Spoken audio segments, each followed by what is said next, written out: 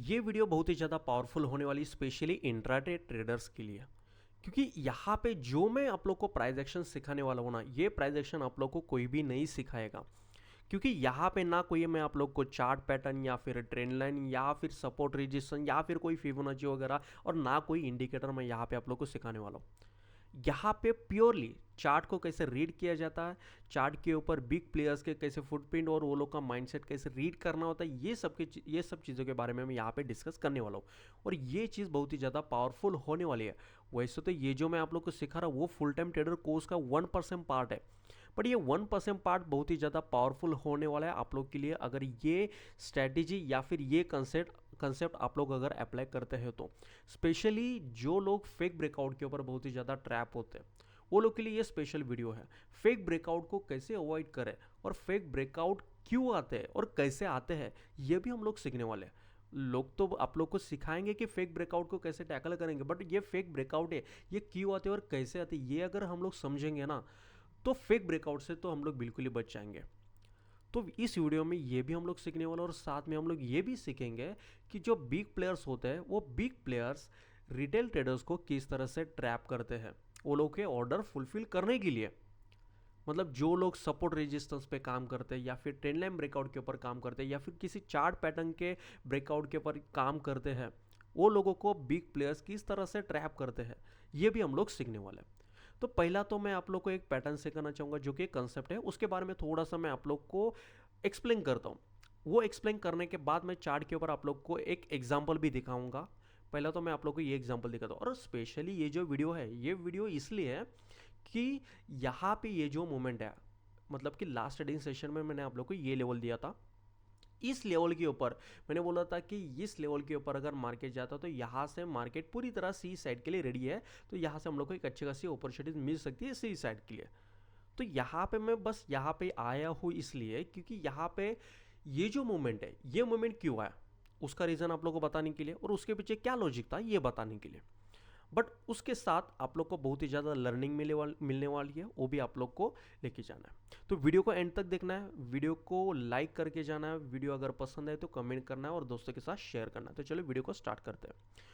पहला तो हम लोग ये समझेंगे एक स्ट्रैटेजी और इसको कंसेप्ट भी हम लोग बोल सकते हैं। यहाँ पे ना एक रेजिस्टेंस या फिर एक सपोर्ट लाइन हम लोग यहाँ पे ड्रॉ कर लेते हैं। जनरली क्या होता है, एक प्राइस के ऊपर प्राइस अगर बार बार हीट करके उसी लेवल से ऊपर जा रही है तो उसको एक हम लोग सपोर्ट बोलते हैं।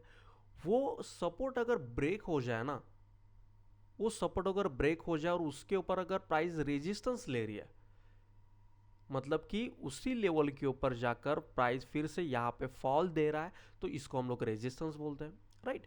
और सपोर्ट रेजिस्टेंस का एक कंसेप्ट भी है कि अगर सपोर्ट ब्रेक हो जाए तो वो एक एज अ रेजिस्टेंस करके काम करता है। मतलब ये पहला तो सपोर्ट था, ये अगर ब्रेक हो जाए तो ये एक रेजिस्टेंस करके काम करेगा। चलो ठीक है, अभी बार बार इसी लेवल के ऊपर प्राइस रेजिस्टेंस फेस कर रही है। फाइनली क्या होता है कि यहाँ पे ना एक ब्रेकआउट आ जाता है, ब्रेकआउट आ जाता है आप लोग को ना, यहाँ पे ब्रेकआउट आ जाता है, फिर यहाँ से ना ये बन जाएगा, ब्रेकआउट आ गया, रेजिस्टेंस बन गया, सपोर्ट।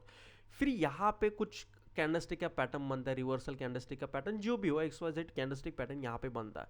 फिर रिटेलर लोग ना यहाँ से बाय करने स्टार्ट कर लेंगे, बाय करना स्टार्ट कर लेंगे, यहाँ से बाय करेंगे और मार्केट वो लोगों को थोड़ा सा प्रॉफिट दिखाएगा। और ये सब लोग के साथ होता है, आप लोग खुद रिलेट करोगे इस चीज़ से। यहाँ पे थोड़ा सा प्रॉफिट दिखाना स्टार्ट करेगा, फिर फाइनली क्या होगा, आप लोग का ना यहाँ पे स्टॉप लॉस काटेगा मार्केट। मतलब कि बाई साइड का आप लोगों ने जो भी पोजीशन बनाया था उसका आप लोग का स्टॉप लॉस काटेगा मार्केट। फिर आप लोग को लगने लगता है कि यार नहीं मैंने गलत ट्रेड ले लिया, अभी सेल साइड के लिए प्रॉपर ब्रेकआउट आ चुका है, प्रॉपर पुलबैक भी मिल चुका है, तो इस पुलबैक के लो के नीचे मुझे सेल साइड के लिए जाना है क्योंकि रेजिस्टेंस ब्रेकआउट आ चुका है। तो यहाँ पर मैं सेल साइड के लिए जाता हूँ। फिर फाइनली यहाँ पे क्या होता है, जैसे आप सेल साइड के लिए जाओगे ना, तो यहाँ से एक शार्प रिकवरी हम लोग को देखने के लिए मिलता है। ऐसा बहुत बार होता है, ये आप लोग खुद रिलेट करोगे ऐसा क्यों होता है और इससे हम लोग को कैसे बचना है और इसके ऊपर कैसे ट्रेड लेना है ये हम लोग आगे सीखेंगे। बट ऐसा हर एक के साथ होता है। इस तरह से मार्केट जो बिग प्लेयर्स है ना, मार्केट के जो भी बिग प्लेयर्स है, ये ट्रैप करता है, इस तरह से ट्रैप करता है और वो लोगों के ऑर्डर्स यहाँ पे फुलफिल करते हैं। अभी यहाँ पे ना कल ही अच्छा एग्जाम्पल बना है, अभी चार्ट के ऊपर चलते हैं ऐसे ही सेम एग्जाम्पल देखने के लिए। ठीक है, तो यहाँ पे ना मैं एक सपोर्ट लाइन ड्रॉ कर लेता हूँ और एक रेजिस्टेंस लाइन ड्रॉ करता हूँ। अभी support line resistance line draw करने के लिए थोड़ा सा हम लोग को प्रीवियस डेटा का यूज करना पड़ता है। ठीक है, अभी यहाँ पे इस एरिया में आप लोग को दिखाई दे रहा है कि प्राइस किसी एक लेवल से ना बार बार रेजिस्टेंस फेस करके नीचे आ रही है, तो वो लाइन मैं यहाँ पे ड्रॉ कर लेता हूँ। पॉसिबल ऑल पॉसिबल पॉइंट्स हम लोग को यहाँ पे ड्रॉ करना है।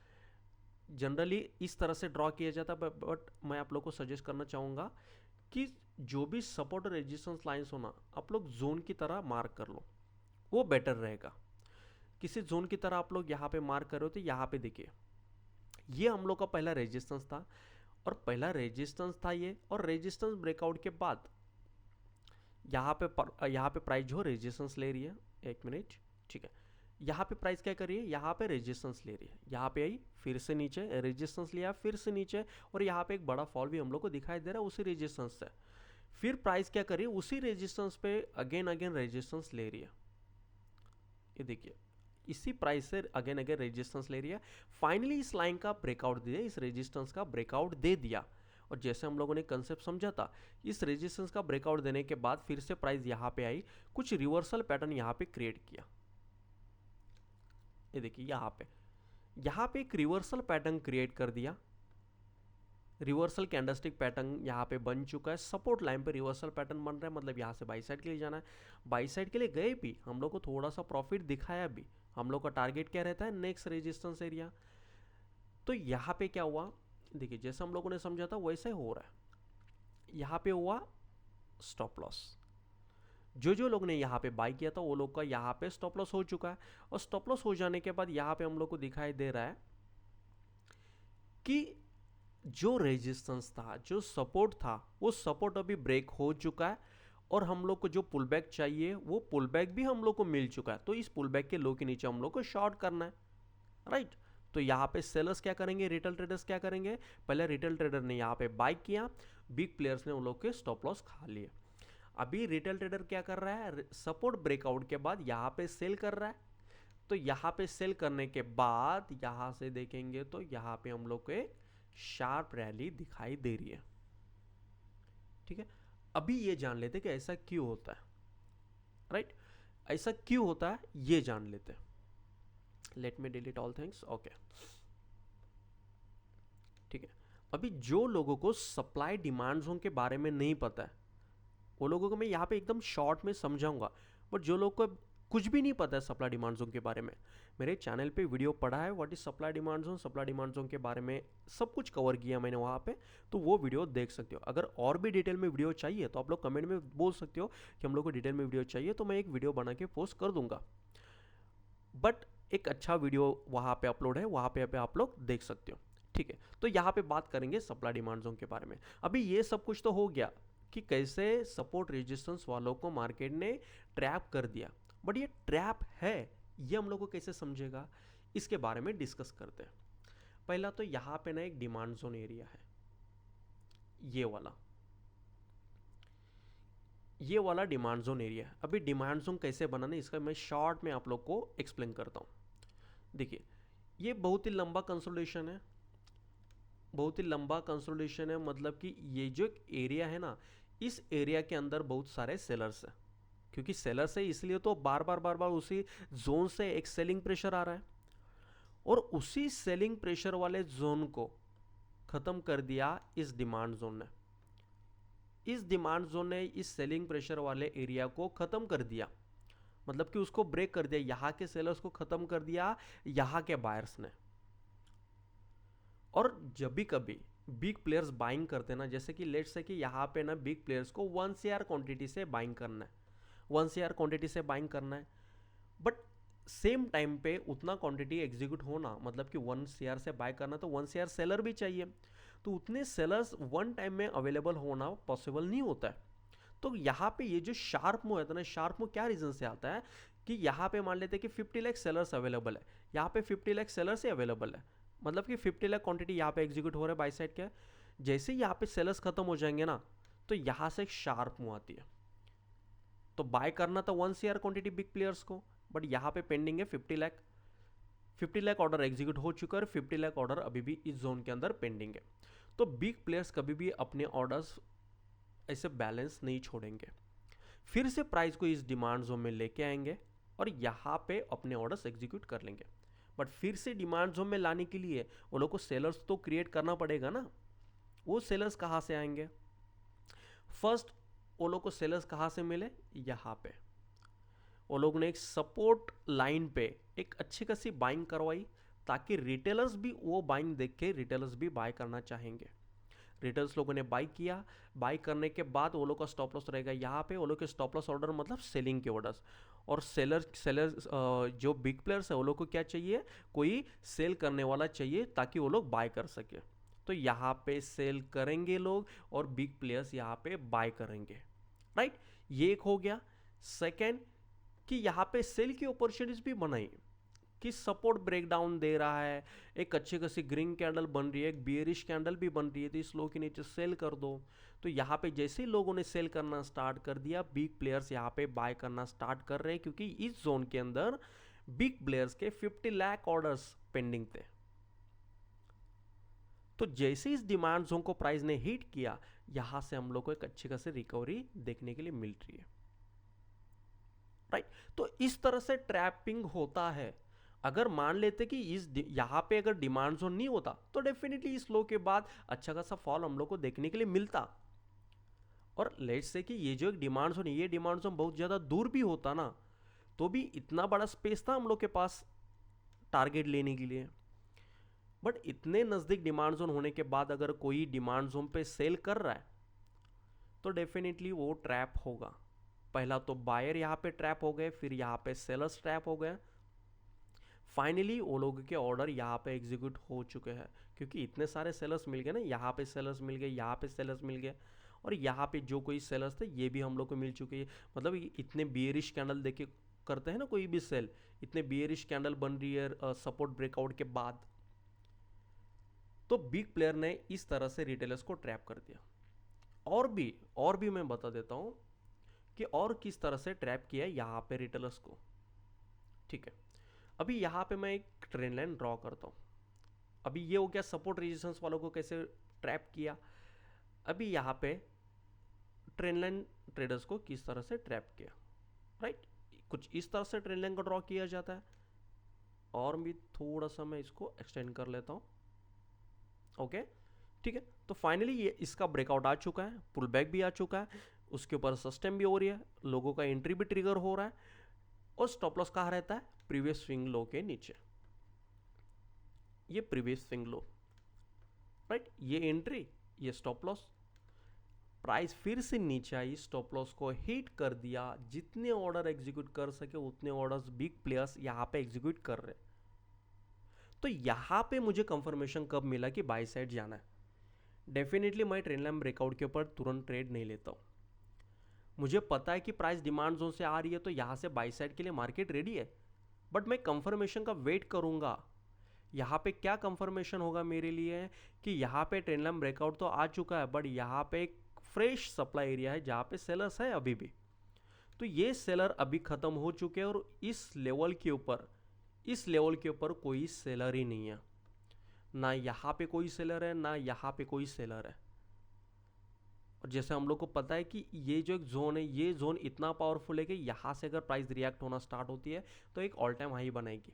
यही रीज़न से मैंने आप लोग को बोल दिया था कि ये जो लेवल है, ये लेवल अगर एक्टिव होता है तो यहाँ से हम लोग को सी साइड के लिए, हर पुल बैक के ऊपर सी साइड के लिए जाना है, क्योंकि यहाँ से बाई साइड का मूवमेंट कंफर्म है। और सेकेंड चीज़ ये भी थी कि यहाँ पे क्या हो रहा है, नॉर्मल डिमांड जोन है ना, ये नॉर्मल डिमांड जोन है, रेड कैंडल वाला नॉर्मल डिमांड जोन है, रैली बेस रैली वाला पैटर्न है। इतने हाई सेलिंग प्रेशर से प्राइस इस डिमांड जोन में आ रही है, फिर भी ये डिमांड जोन इतने अच्छे से रिस्पेक्ट हो रहा है। इसका मतलब कहीं ना कहीं एक ही निकल रहा है कि यहाँ पे बायर्स लोग बहुत ही ज़्यादा इंटरेस्टेड है बाय करने के लिए, और सेलर बिल्कुल ही इंटरेस्टेड नहीं है, क्योंकि इतना हाई सेलिंग प्रेशर से आने के बाद भी इस डिमांड जोन को ब्रेक नहीं कर पा रहे। मतलब कि सेलर्स बिल्कुल ही इंटरेस्टेड नहीं है सेल करने के लिए, बायर यहाँ पे इंटरेस्टेड है बाय करने के लिए। यही रीज़न से मैंने बोल दिया कि इस हाई के ऊपर हम लोग को बाय करना है।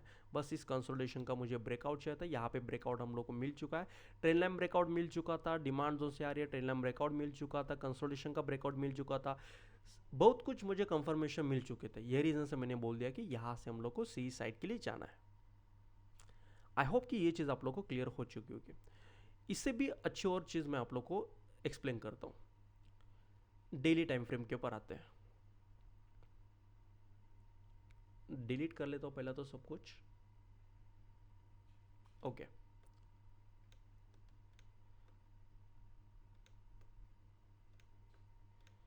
यहाँ पे एक सप्लाई एरिया है,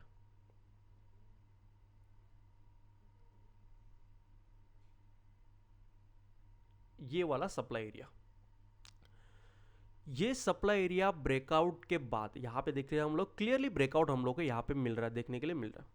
इस ब्रेकआउट के बाद क्या हो रहा है कि प्राइस ने डायरेक्टली गैप अप ही दे दिया और गैप अप के साथ वहां पे ट्रेड कर रहा है। ऑब्वियसली ये जो गैप है ना, ये इनविजिबल बेस कैंडल है और इनविजिबल यहाँ पे बोल सकते हैं कि पेंडिंग ऑर्डर्स है, क्योंकि यहाँ पे इस जोन के अंदर ट्रेड हुआ ही नहीं। और ऐसे जब भी कभी ब्रेकआउट के बाद ऐसी गैप जब भी बनती है ना, तो वो गैप एज अ डिमांड करके वर्क होती है और एज अ सपोर्ट करके वर्क होती है। ये बात आप लोग को याद रखना है। और देखेंगे तो उसी जोन से ये रिएक्शन आ चुकी है। और मेजर जो रीज़न था ना बाई साइड जाने का, ये था। ये देखिए, ये गैप है, ये दोनों के बीच में ये गैप है। उसी गैप का सपोर्ट लेके, उसी गैप का डिमांड लेके मार्केट अभी यहाँ से अपसाइड जा रहा है। हो सकता है कि कल भी हम लोग को एक अच्छी खासी ग्रीन कैंडल देखने के लिए मिल जाए, बट यहाँ से रिवर्सल लेगा तो मार्केट में एक अच्छी खासी बाइंग होनी चाहिए, ये कंफर्म था। बस मुझे एक लेवल फाइंड आउट करना था जहाँ पे जिस लेवल के ऊपर हम लोग को सेलर्स ना मिले, तो वो लेवल मुझे लाइव मार्केट में मिल चुका और वो लेवल मैंने आप लोग के साथ शेयर किया। तो बिग रीज़न तो यही था कि मार्केट ने इस डिमांड का सपोर्ट लेके मार्केट ऊपर आ रहा था। यहाँ पे अगर देखेंगे तो 5 मिनट के ऊपर, 5 मिनट 3 मिनट के ऊपर हम लोग देखेंगे तो प्रॉपर हम लोग को यहाँ पे देखने के लिए मिल जाएगा। ये देखिए, और वो भी इतने हाई सेलिंग प्रेशर से मार्केट नीचे आ रहा है इस डिमांड जोन में, फिर भी इतनी अच्छी रिएक्शन मिल रही है। और ये जो ब्रेकआउट है, इस कंसोलिडेशन का ब्रेकआउट कब आया? इस डिमांड जोन को हीट करने के बाद ये कंसोलिडेशन का ब्रेकआउट आया और उसका मेजर हाथ था इस डिमांड जोन का। इस डिमांड जोन ने इस पूरे कंसोलिडेशन को ख़त्म कर दिया, मतलब कि ये डिमांड जोन बहुत ही ज़्यादा पावरफुल है। और डिमांड जोन के ऊपर सपोर्ट बनना मतलब कि फेक ब्रेकआउट बनने वाला है, ये चीज़ भी आप लोग को याद रखना है। डिमांड जोन के ऊपर कभी भी सपोर्ट बने या फिर रेजिस्टेंस बने उसके नीचे, तो आप लोग को ये समझना है कि वहाँ पे फेक ब्रेकआउट आने के चांसेस है, यहाँ पे रिटेलर ट्रैप होने के चांसेस है। मैं तो सबको यही कहना चाहूँगा कि सपोर्ट रेजिस्टेंस के ऊपर ज़्यादा फोकस मत करो, सप्लाई डिमांड जोन के ऊपर ज़्यादा फोकस करो। सप्लाई डिमांड जोन से हम लोग को बहुत अच्छी प्राइस एक्शन समझ में आती है। जैसे कि यहाँ पे हम लोगों ने देखा ना कोई इंडिकेटर लगा, ना ज़्यादा कोई ड्राइंग कर रहा है, बस चार्ट को रीड करके बिग प्लेयर्स के साइकोलॉजी को समझ के हम लोग किस तरह से ट्रेड प्लान कर सकते हैं, ये अभी जस्ट आप लोगों ने देखा। तो जो मैंने पहला आप लोग को मैंने एग्जांपल दिखाया था और जो मैंने कंसेप्ट आप लोग को समझाया था, वो कंसेप्ट आप लोग को याद रखना है। कंसेप्ट क्या होना चाहिए कि मान लेते कि यहाँ पे एक सपोर्ट है, जैसे कि यहाँ पे ऑलरेडी एक सपोर्ट है, ठीक है, यहाँ पे ऑलरेडी एक सपोर्ट है। इसी सपोर्ट को ब्रेकआउट के बाद मार्केट यहाँ पे आ रहा है, सपोर्ट ले रहा है। इस सपोर्ट के ऊपर हम लोग बाई नहीं कर सकते, क्योंकि इस सपोर्ट के नीचे एक डिमांड जोन है। इस डिमांड जोन के लिए हम लोग को वेट करना है, पहला तो ये चीज़ याद रखना है।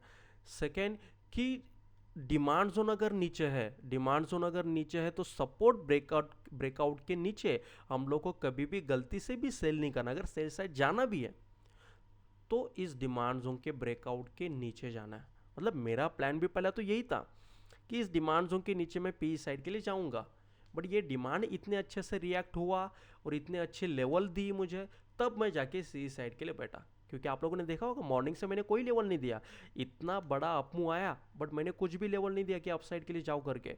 उसका रीज़न ये है कि यहाँ पे देख लो, एक मिनट, यहाँ पे एक सप्लाई एरिया है। 3 मिनट पे आता हूँ मैं, 3 मिनट पे अच्छा सप्लाई एरिया है। देखिए ये वाला सप्लाई एरिया,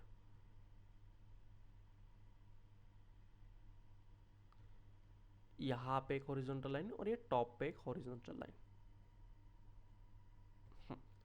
ये एक सप्लाई एरिया है। मुझे पता है कि प्राइस अगर यहाँ से अप होना स्टार्ट होती है तो इस सप्लाई जोन से रिएक्शन आना ही है। इस सप्लाई जोन से रिएक्शन आने के बाद अगर ये डिमांड जोन अपना रिएक्शन दिखाई देता है, अगर इस सप्लाई जोन से रिएक्शन आती है और ये डिमांड जोन ब्रेक होता है, तो पी साइड का कंफर्म ट्रेड था। पी साइड में एक अच्छा खासा फॉल हम लोग को देखने के लिए मिल सकता था अगर ये डिमांड ब्रेक होता है तो। बट यहाँ पे थोड़ा सा उल्टा हुआ कि सप्लाई जोन को हिट करने के बाद भी ये डिमांड जोन रिस्पेक्ट हो रहा है। तब मैं कंफर्म हो गया कि यहाँ से एक अच्छे खासी रैली हम लोग को देखने के लिए मिल सकती है। तो बहुत सारे कंफर्मेशन यहाँ पे मैंने लिए ये ट्रेड प्लान करने के लिए। वैसे तो लाइव मार्केट में मैं पूरा दिन ये सब चार्ट वॉच करते रहता हूँ और हर एक कैंडल को समझता रहता हूँ और हर एक कैंडल को मैं रीड करते रहता हूँ कि क्यों ये कैंडल्स बनी है। तो जैसे कि यहाँ पे ये जो फॉल हम लोग को दिखाई दे रहा है एकदम धीरे धीरे धीरे धीरे आ रहा है, तो ये फॉल क्लियरली बता रहा है कि यहाँ पे सेलर्स इंटरेस्टेड नहीं है सेल करने के लिए।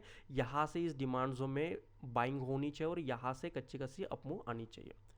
चलो ठीक है, आई होप कि आप लोग को ये सब कुछ समझ आ चुका होगा।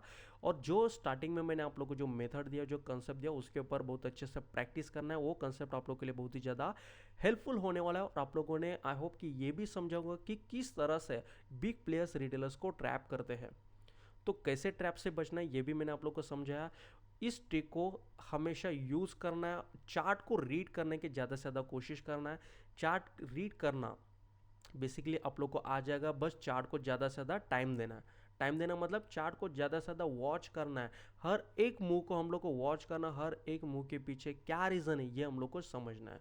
ठीक है, आई होप कि आप लोग को वीडियो पसंद आया होगा। वीडियो पसंद आया होगा तो वीडियो को लाइक कीजिए, शेयर कीजिए। Thank you so much.